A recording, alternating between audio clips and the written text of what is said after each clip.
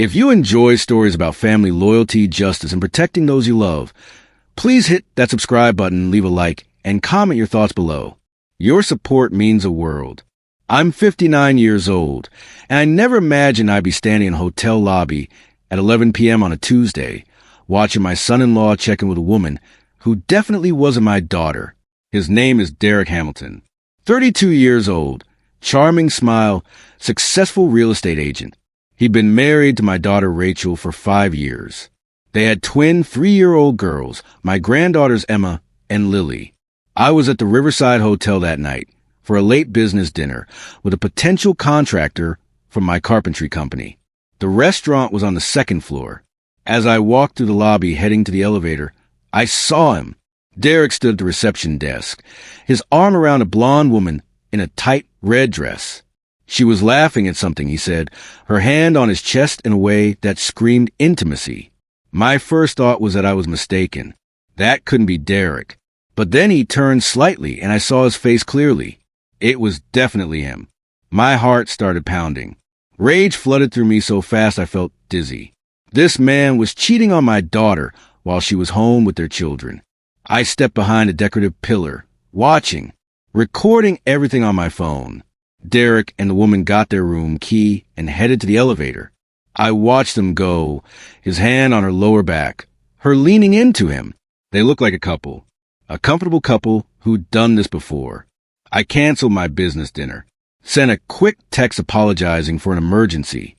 Then I sat in the lobby for 3 hours, waiting. I needed to see when they left, needed to know how long this took. My mind raced the entire time. How long had this been going on? Who was this woman? Did Rachel have any idea? Should I tell her immediately or gather more evidence first? At 2:15 a.m., Derek emerged from the elevator. Alone, the woman must have stayed in the room. He looked satisfied, adjusting his tie, checking his phone as he walked toward the exit.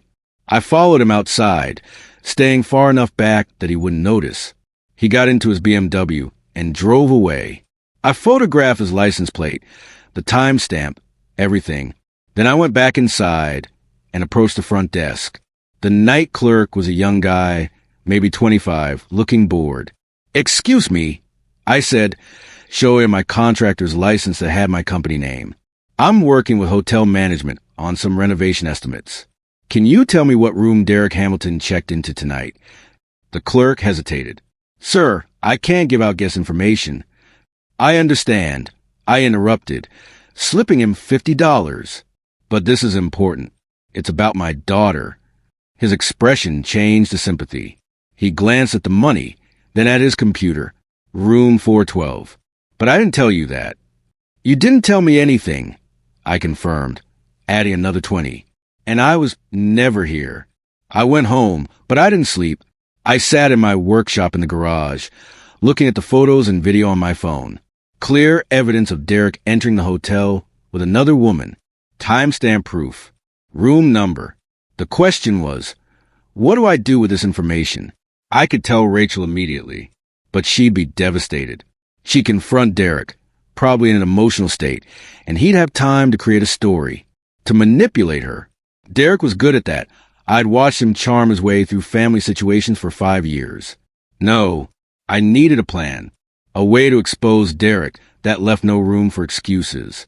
A way to protect Rachel and my granddaughters from this man's lies. By sunrise, I had the beginning of a strategy. But I needed help. I called my old friend Marcus, a private investigator I'd known for 20 years. Marcus owned a small PI firm downtown. He'd helped me with employee background checks before, always discreet and thorough. "Walter, at 6 a.m., Marcus answered groggily. "This better be important." "It is. I need to hire you. Today. It's about my son-in-law." Marcus was at my house within an hour.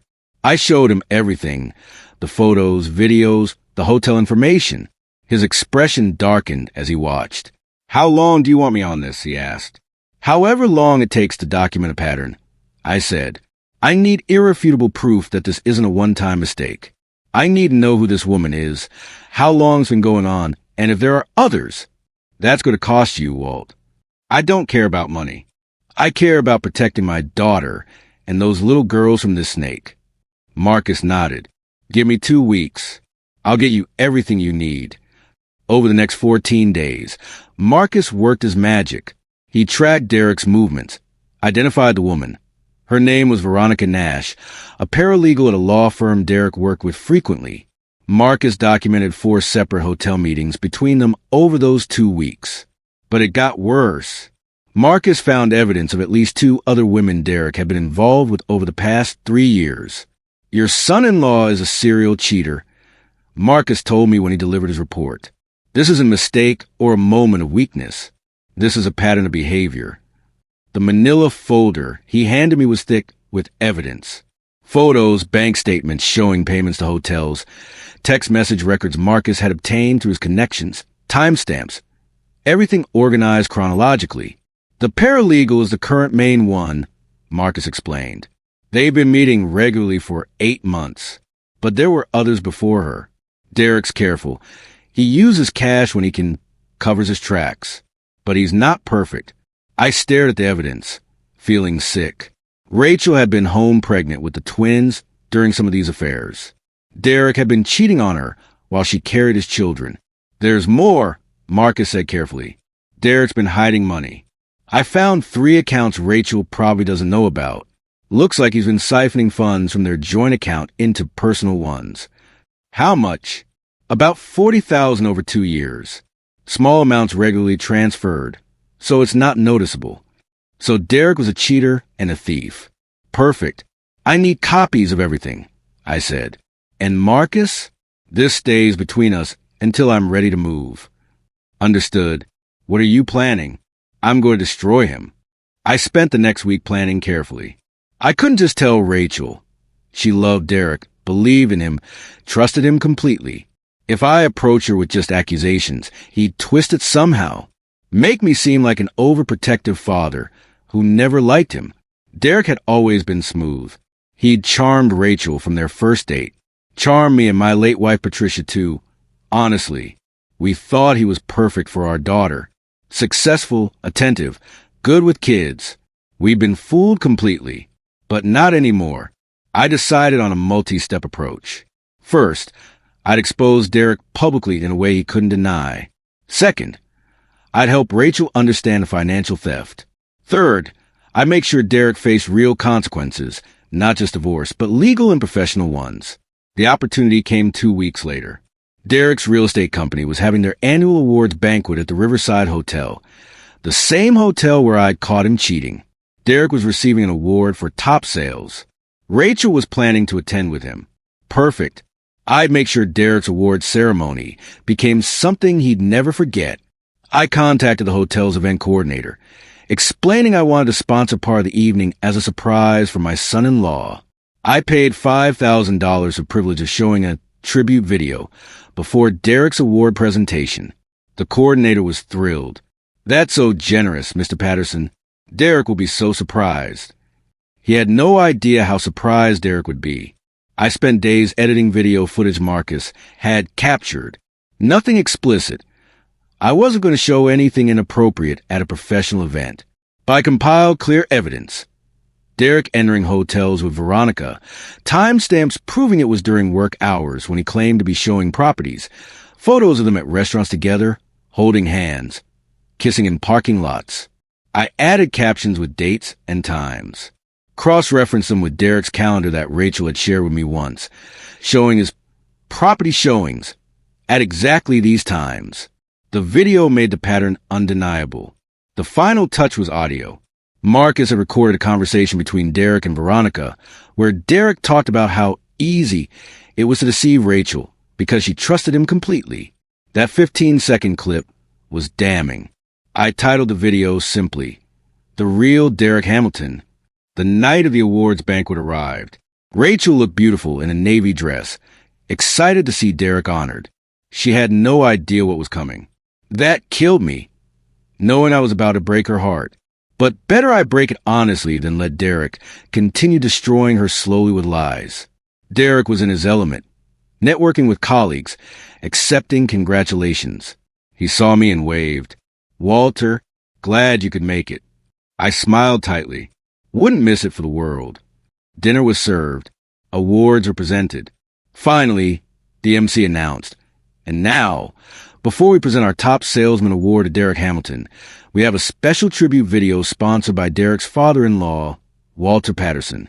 Rachel looked at me, surprised and pleased. "Dad, you did this." "I did, honey," I said quietly.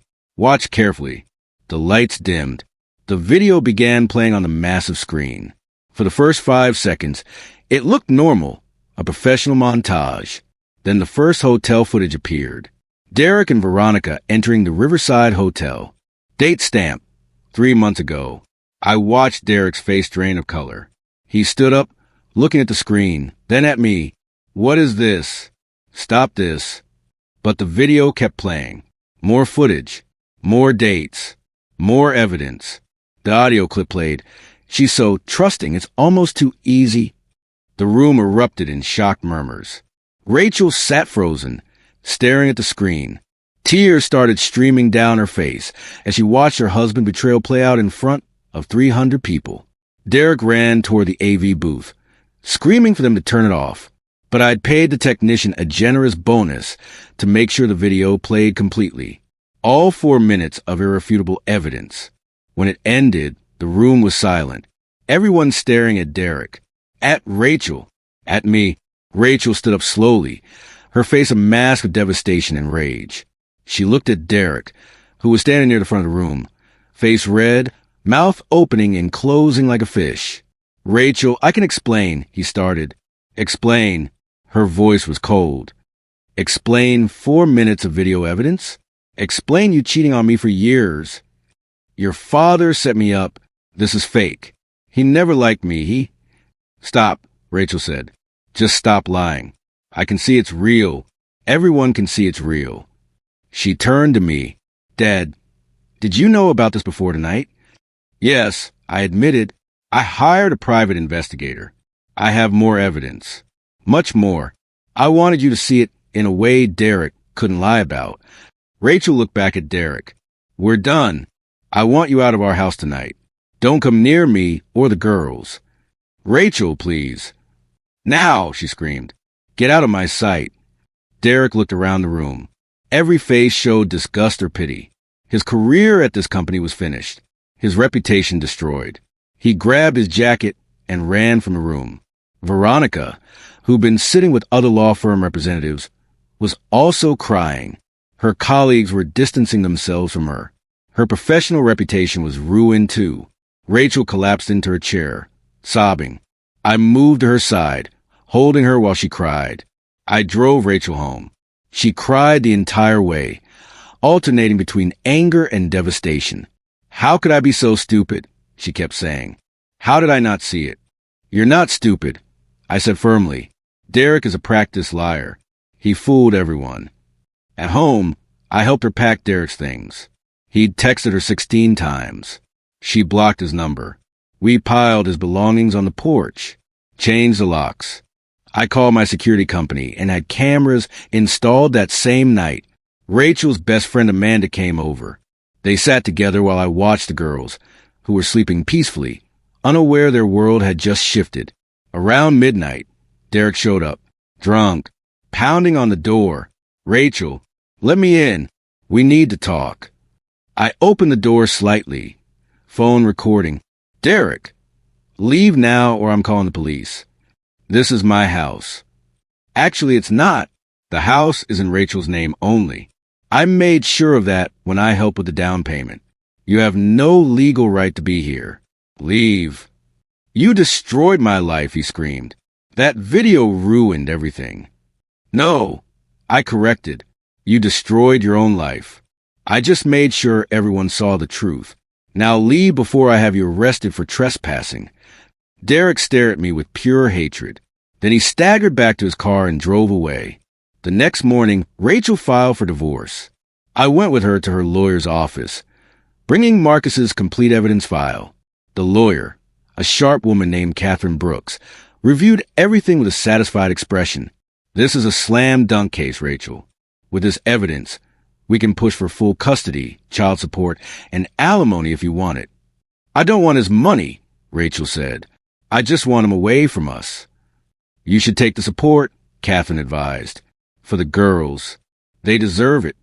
She was right. Rachel agreed to pursue full child support and sole physical custody with supervised visitation for Derek. But Catherine noticed something else in Marcus's file. What's this about hidden accounts? I explained what Marcus had found. Derek siphoning money from their joint account into secret personal accounts. Catherine's eyes lit up. That's financial fraud within a marriage. We can pursue criminal charges if you want to be aggressive. I want to be very aggressive, Rachel said, voice hard. He stole from us while cheating on me. He deserves everything that's coming. Catherine smiled. Let's destroy him legally, then. Over the next few weeks, Catherine and I coordinated a multi-pronged attack on Derek. The divorce petition, a fraud complaint to police, a formal complaint to Derek's real estate licensing board about ethical violations. Derek's world collapsed quickly. His real estate company fired him after the video went viral online. Someone had recorded it at the banquet and posted it everywhere. His reputation in the industry was demolished. The paralegal Veronica lost her job too. The law firm didn't want the association. Derek tried contacting her for support, but she wanted nothing to do with him. He'd ruined her life too. Derek's parents called me, angry. Walter, what you did was cruel. You humiliated our son publicly. Your son humiliated himself, I replied calmly. I just made sure his actions had consequences. Maybe you should have raised him better. They hung up on me. Good. Derek's family had always enabled his worst behaviors. They weren't going to guilt me into feeling bad. The police investigation into Derek's financial fraud moved forward. Detective Ramirez called me with updates. Mr. Patterson, we've confirmed Derek transferred $43,000 from joint accounts to personal ones without Rachel's knowledge or consent. That's a felony. Will he be charged? Absolutely. The DA is very interested in this case, especially with the publicity around the affair. They want to send a message that this behavior has consequences. Perfect. I wanted Derek to face real legal consequences, not just social embarrassment. Rachel was doing better. Still hurt. Still angry, but growing stronger every day. She'd started therapy, leaned on friends, focused on the girls. Emma and Lily, at 3 years old, didn't fully understand what was happening. They asked about Daddy. Rachel told them age-appropriate truths. Daddy made some bad choices. He and Mommy aren't going to live together anymore, but we both still love you very much. I spent as much time as possible with Rachel and the girls. My carpentry business was flexible enough that I could adjust my schedule. I became a constant presence, helping with childcare, fixing things around the house, just being there. One evening, while the girls played, Rachel asked me, Dad, when did you know about Derek? I caught him at the hotel about 6 weeks ago. Hired Marcus immediately to investigate fully. I wanted you to have irrefutable proof so Derek couldn't manipulate you. I'm glad you did, she said quietly. If you just told me, I might have believed his lies. I love him so much. I was so blind. You weren't blind. You were trusting. Those are different things. Derek exploited your trust. That's on him, not you. Rachel leaned against my shoulder. Thank you for protecting me, Dad. Even though it hurt, it was the right thing. That meant everything to me. I'd worried she'd resent my methods, but she understood I'd acted out of love. Derek's criminal charges moved forward. He was formally indicted for felony theft and fraud. His trial was set for 4 months away. Derek tried one last manipulation tactic. He showed up at my carpentry shop one afternoon, looking haggard and desperate. Walter, please, I need to talk to you. I set down my tools. You have 5 minutes. Talk. I know I made mistakes. Mistakes? I interrupted. You cheated on my daughter for years. You stole money from her. Those aren't mistakes. Those are choices. I was weak. I was stupid. But I love Rachel. I love my daughters. Please, talk to her for me. Tell her I'm sorry. Tell her I'll change. No, I said flatly, I won't help you manipulate her again. You had 5 years to be a good husband. You chose to be a cheater and a thief instead. Now you live with the consequences. You're enjoying this, Derek said angrily.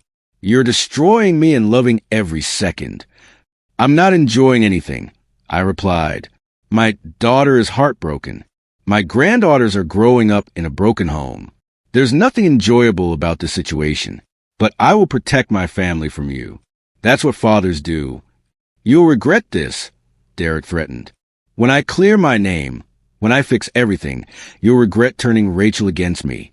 I stepped closer, voice low and dangerous. Derek, listen carefully. You will never clear your name because you're guilty. The evidence is overwhelming. You're going to lose in court. You're going to lose your daughters. You're going to lose everything. And it's nobody's fault but your own. Derek left defeated. I never saw him again in person. The restraining order Rachel obtained kept him away from the house. His supervised visitation with the girls happened at a neutral location with a court monitor present. According to Rachel, Derek barely tried with the girls during visits. He'd show up, sit awkwardly with them for an hour, then leave. He didn't know how to be a father without Rachel managing everything. He never really parented. Rachel realized. I did everything. He just played with them when it was convenient. Now that he has to actually be responsible for them, he doesn't know how. Watching Rachel's disillusionment was painful but necessary. She was seeing Derek clearly for the first time, without the fog of love and trust obscuring her view. Derek's trial arrived in August. The prosecution had a strong case. Marcus testified about his investigation. I testified about discovering Derek at the hotel. Bank records proved the theft. Derek's own recorded statements showed consciousness of guilt. Derek's lawyer tried arguing the transfers were for family investments Derek had planned to tell Rachel about. The jury didn't buy it. They deliberated for 3 hours and found Derek guilty on all counts. Sentencing came 2 weeks later. The judge was harsh. Mr. Hamilton, you systematically betrayed your family's trust. You stole from your wife while maintaining an affair. This court takes such violations seriously. I sentence you to 18 months in county jail, 5 years probation, and full restitution of stolen funds plus penalties. 18 months wasn't long, but Derek would have a felony record. His real estate career was over, his reputation destroyed, his family broken. Rachel watched the sentencing with me. When the judge announced the sentence, she squeezed my hand. It's really over, she whispered. It's over, I confirmed. You're free now. That evening, we had dinner at my house. Rachel, the girls, and me. It felt peaceful, like we'd survived a storm and found calm water. I'm thinking about going back to school, Rachel mentioned. I had 2 years of nursing school done before I got pregnant with the girls. I'd like to finish. I think that's a great idea. I encouraged. I can help with the girls while you study. Dad, you've already done so much. Rachel, I'm your father. Helping you is my privilege, not a burden. Your mother would want me to support you through this. Let me help. She teared up. I miss Mom. She would have known what to do when I first suspected something was wrong. She always knew. Patricia had passed away from a heart attack 2 years ago. We both still grieved her. She would have been devastated by Derek's betrayal, but proud of how Rachel was handling it. Your mother would be so proud of you. I told Rachel, you're strong. You're protecting your daughters. You're building a new life. That takes courage. Over the next year, Rachel thrived. She re-enrolled in nursing school, taking evening classes while I watched the girls. Her grades were excellent. She made new friends. She started dating cautiously, nothing serious, just rediscovering herself. The girls adjusted well. They saw Derek once a month for supervised visits, but they were closer to me than to him now. I was a consistent male presence in their lives, the one who showed up to dance recitals, helped with puzzles, read bedtime stories. Derek served his sentence quietly. I heard through mutual acquaintances that jail was hard on him. He'd been used to a comfortable life. Now, he was in a cell with a record that would follow him forever. His parents tried one more time to mend fences, inviting Rachel and the girls to a family gathering. Rachel declined politely. I need to protect my daughters from toxic people.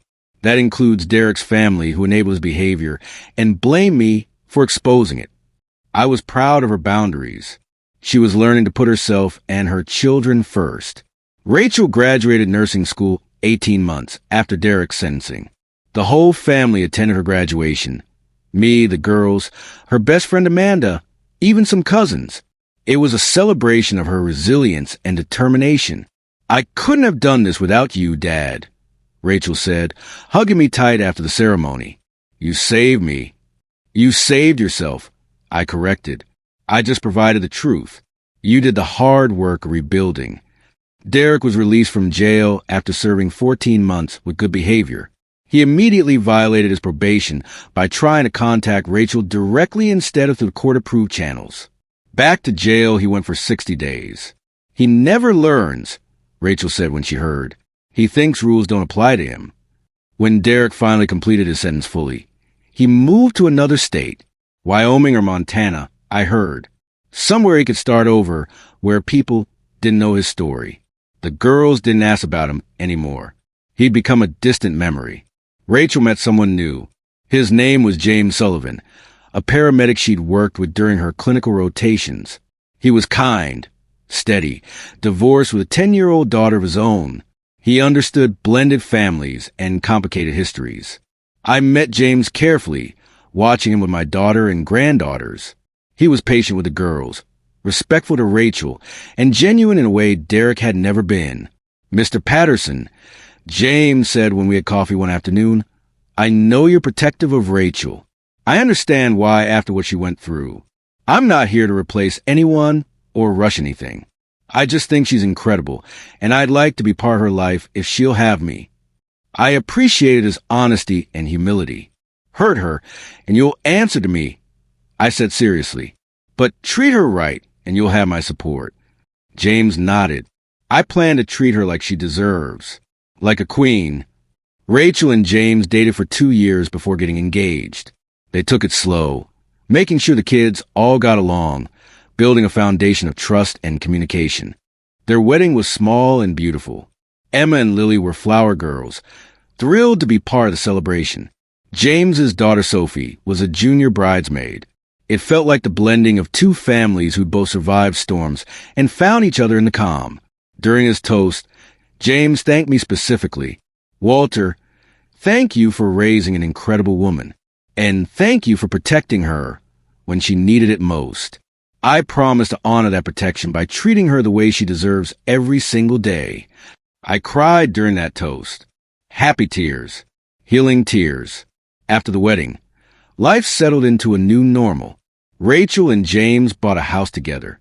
The 5 of them, Rachel, James, Emma, Lily, and Sophie, became a real family unit.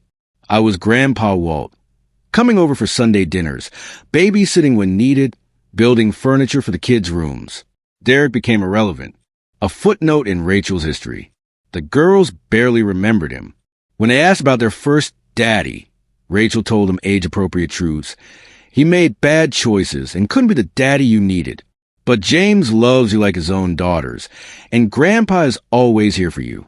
That was enough for them. Children need consistency and love, not biology. 3 years after Derek's sentencing, I got an unexpected letter. It was from Derek, postmarked from Montana. Against my better judgment, I opened it. "Walter, I know you probably don't want to hear from me. I know I destroyed everything. I've had a lot of time to think about my choices and their consequences. I was a terrible husband, a worse father, and a fool. You were right about everything. I was weak, selfish, and destructive. I'm writing because I want you to know I'm not asking for forgiveness or a second chance. I don't deserve either. I just wanted you to know that your daughter and granddaughters are better off without me. You protected them when I was hurting them. That took courage I never had. Thank you for being the man I should have been. I hope they're happy. I hope Rachel found someone worthy of her. She deserved so much better than me. I'm sorry for everything. Derek." I read the letter twice. It seemed genuine. But whether Derek had truly changed or just learned to sound remorseful, I didn't know. And honestly, I didn't care. His redemption or lack thereof was my concern. I showed the letter to Rachel. She read it expression neutral. Do you think he means it? Maybe, but it doesn't matter. He's not part of our lives anymore. He can be sorry in Montana. We're happy here. Rachel nodded and handed the letter back. Burn it. I don't need his apologies. I have everything I need right here. I burned Derek's letter in my workshop fireplace that evening, watched the paper curl and blacken and disappear. Symbolic, really.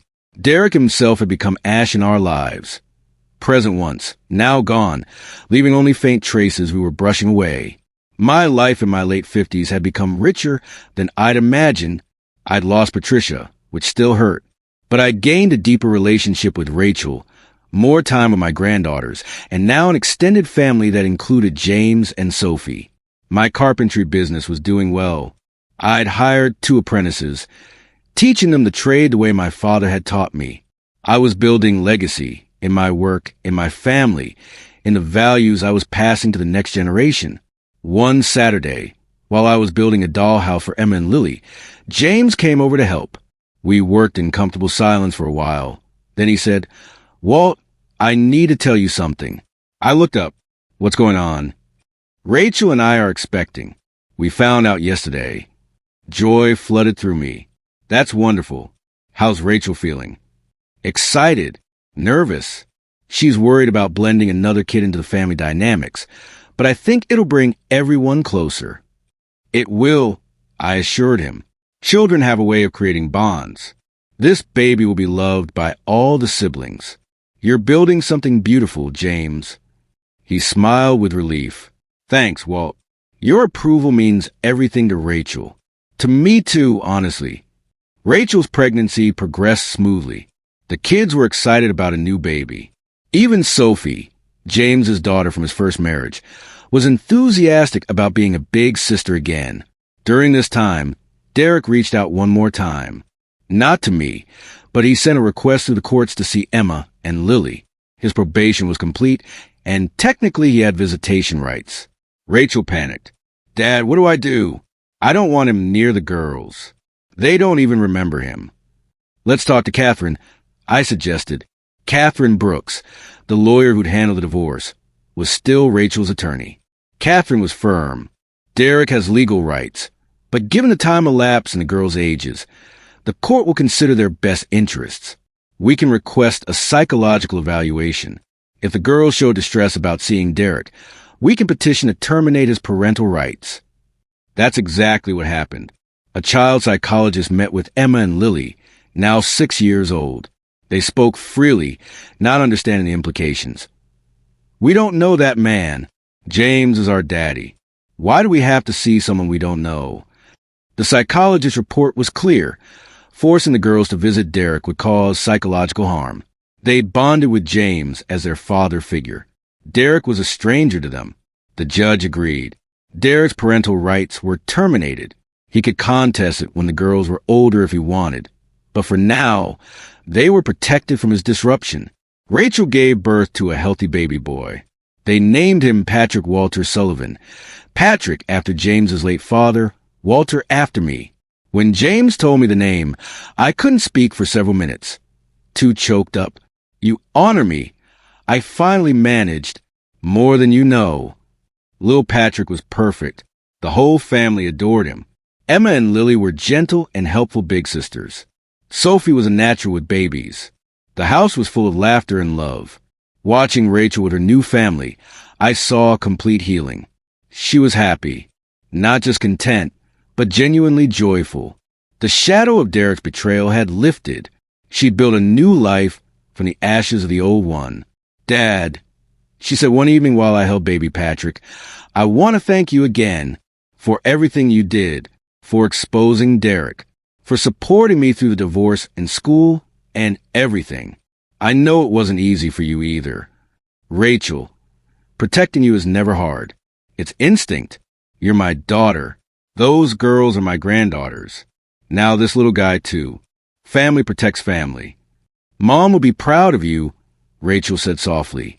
"She'd be proud of you. I corrected. You're the one who rebuilt. I just cleared away the rubble." Rachel hugged me tight. "I love you, Dad." "I love you too, sweetheart. Always." Today, I'm 62 years old. 5 years have passed since I caught Derek at that hotel. 5 years since I made a decision to expose him publicly and protect my daughter. Looking back, I don't regret a single choice. Yes, the public exposure was harsh. Yes, it caused immediate pain, but it also prevented years of continued betrayal and manipulation. Derek would have kept cheating, kept stealing, kept eroding Rachel's self-worth and stability. By acting decisively, I gave Rachel the truth she needed to make informed choices about her life. Some people criticize my methods, call me vindictive or cruel, but those people didn't watch my daughter cry herself to sleep, didn't see my granddaughters confused about why daddy was never home, didn't understand that sometimes the most loving thing you can do is shine a light on darkness. Rachel is now a registered nurse, working part-time at the Children's Hospital. James is a paramedic supervisor. Together, they're raising 4 kids in a home full of love and stability. Emma and Lily are thriving in first grade. Sophie is excelling in middle school. Baby Patrick is learning to walk. I see them weekly for Sunday dinners, help with homework, build toys in my workshop, teach the kids woodworking basics. This is my legacy, not the buildings I've helped construct in my carpentry career, but the family I've helped protect and nurture. Derek's story ended quietly. I heard he remarried in Montana, had another child. Whether he learned from his mistakes or repeated them, I don't know. He's no longer relevant to our lives. What matters is that Rachel found real love with someone who values her. That Emma and Lily have a father who shows up for them every single day. That baby Patrick will grow up in a stable, honest home. People ask me sometimes if I feel guilty about destroying Derek's life so publicly. My answer is always the same. I didn't destroy Derek's life. He did that himself through his choices. I just made sure those choices had consequences. In life, we face moments where we must choose between being liked and being right, between keeping peace and keeping people safe, between enabling comfortable lies and exposing uncomfortable truths. I chose truth. I chose protection. I chose my daughter and granddaughters over my son-in-law's reputation, and I'd make the same choice again tomorrow, because that's what fathers do. We protect. We defend. We stand between our children and the people who would hurt them, even when those people are family by marriage. I caught my son-in-law with another woman in a hotel, so I did what needed to be done. I exposed him. I protected my daughter. I helped her rebuild a better life. And watching her happy now, watching those children thriving, watching a good man love my daughter the way she deserves, that's all the validation I need. The hardest decisions often yield the best outcomes. Derek's exposure wasn't about revenge. It was about rescue. Rescuing Rachel from a life of continued deception. Rescuing my granddaughters from growing up watching their mother be disrespected. Rescuing everyone from the slow poison of living with lies. Today, as I sit in my workshop building a treehouse for Emma, Lily, and Sophie, I think about legacy. My father taught me that a man's worth isn't in what he says, but what he does when someone he loves needs defending. I defended my daughter, not with violence or cruelty, but with truth. The video at that banquet was shocking, yes, but it was honest. Every frame was real, every timestamp accurate. Derek destroyed himself. I just made sure everyone saw it clearly. Rachel stops by the workshop with baby Patrick on her hip. Dad, the treehouse is looking amazing. The girls are going to love it. That's the plan, I say, smiling. Should be done by their birthday next week. You spoil them, Rachel says, but she's smiling too. That's what grandpas do. She watches me work for a moment, then says quietly, I was talking to my therapist yesterday about everything that happened with Derek. She said what you did, exposing him publicly, was controversial but potentially saved me years of gaslighting and abuse. Smart therapist. She said most abuse victims don't have someone willing to take the heat for revealing the truth, that you risked me being angry at you to protect me from him. I set down my hammer and look at my daughter. I'd risk anything to protect you, Rachel. Anything. Your anger, public criticism, whatever. None of it matters compared to your safety and happiness.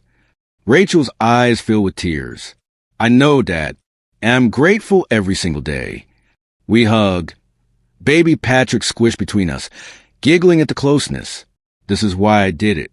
This moment, this peace, this healing. If this story resonated with you, please hit subscribe, leave a like, and share your thoughts in the comments. Have you ever had to make a hard choice to protect someone you love? How did it turn out? What would you have done in my situation? I'd love to hear your perspectives. Remember, sometimes the most loving action looks harsh from the outside, but protection isn't always gentle. It's necessary. Thanks for reading, and never be afraid to stand up for the people you love, even when it's hard, even when it's messy, even when others judge you for it. Real love sometimes requires real courage.